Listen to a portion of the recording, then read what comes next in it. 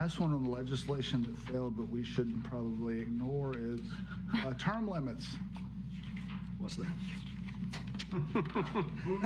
We have our own blaze. I don't know. Have you heard of that issue before, Commissioner Thomas or others? You heard of this concept of term limits for local governments? I think there's a statute that's going to be erected. So, All I'm wondering is who's picking up the charge in the Senate? Have you heard any names yet? look, insert name here. Again, the idea, the idea isn't any less dead. The faces change. You know, I would have argued to you, whether you agreed on the policy or not, that there was a pathway to have passed this bill last year, and with a couple of minor tweaks, it would have. We may not have liked it, but we would have been satisfied with it. And to me, I think we argue some over 12 versus 8, and that really is a nuanced discussion. But I think more importantly, it was who gets to decide.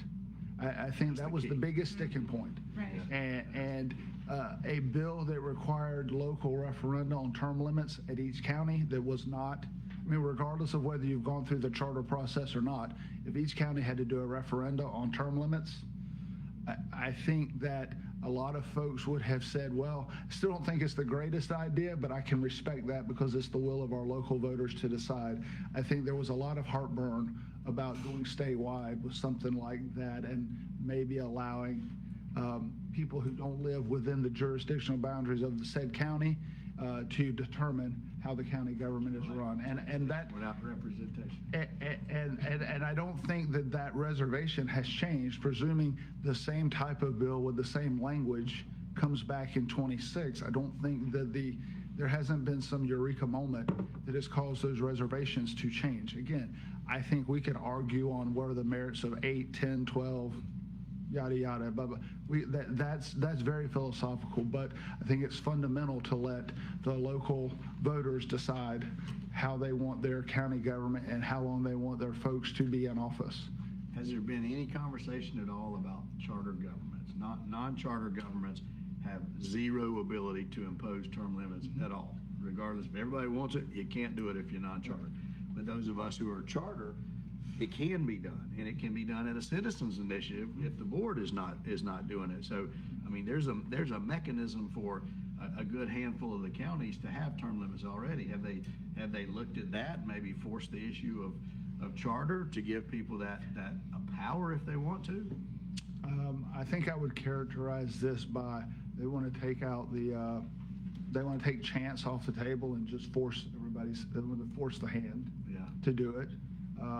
Again, we're not dealing with anybody here who is uninformed.